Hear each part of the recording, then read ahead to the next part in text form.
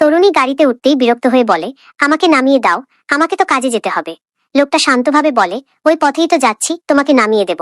গাড়িতে বসে চারদিকে তাকিয়ে তরুণী অবাক হয়ে যায়। গাড়ি, ড্রাইভার, সহকারী সবকিছুই বেশ বিলাসী। তাই কৌতূহল চেপে রাখতে না পেরে সে জিজ্ঞেস করে, তোমাদের এই কাজটা কি সত্যিই এত টাকা আয় করে? লোকটা মুচকি হেসে বলে, আয় মন্দ না, গাড়ি আছে, ড্রাইভার আছে, তোমার মতো ধনী ক্লায়েন্টও তো কম না। এই কথা শুনে তরুণী একটু রেগে যায়। সে গম্ভীর স্বরে বলে, ভুলে যেও না, আজ সকালে কিন্তু আমি তোমাকে টাকা দিয়েছি। আমি ক্লায়েন্ট, তুমি কাজের লোক, তাই আমার সাথে ভদ্রভাবে কথা বলবে। লোকটা কিছুক্ষণ চুপ করে থাকে, তারপর পকেট থেকে একটি কার্ড বের করে তার হাতে দেয়। তরুণী অবাক হয়ে বলে, এটা কেন?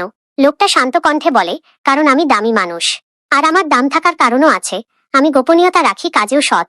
তার আত্মবিশ্বাসী কথায় তরুণী কিছুটা থমকে যায়। সে বুঝতে পারে এই মানুষটা সাধারণ কেউ নয়, তার কাজের পেছনে হয়তো বড় কোনো রহস্য লুকিয়ে আছে। গাড়িটি তখন শহরের ভিড় পেরিয়ে সামনে এগিয়ে চলছিল, আর তাদের এই অদ্ভুত পরিচয় যেন ধীরে ধীরে এক নতুন গল্পের দরজা খুলে দিচ্ছিল। বন্ধুরা, ভিডিওটি ভালো লাগলে কমেন্টে জানাও।